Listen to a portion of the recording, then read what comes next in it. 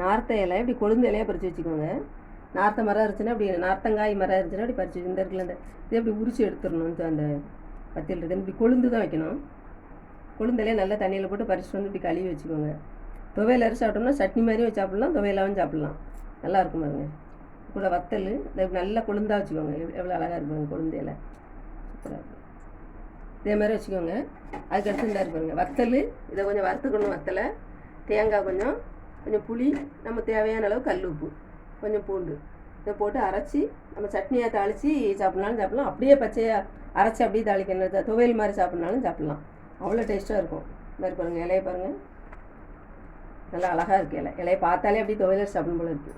அவ்வளோ நல்லா இருக்குது பார்க்க. இதெல்லாம் இதை வத்தலை மட்டும் வறுத்துக்கிடணும். தேங்காய் வறுத்தல இந்த வத்தலை மட்டும் காம்பை எடுத்துகிட்டு இதை மட்டும் வறுத்துக்கலாம். வறுத்து உப்பு சேர்த்துக்கணும், மறந்துடாதீங்க. இதில் உப்பு வைக்கலை, கல் உப்பு சேர்த்துக்கோங்க. அவ்வளோ நல்லாயிருக்கும். வத்தலை வறுத்து சேர்த்துக்கோங்க.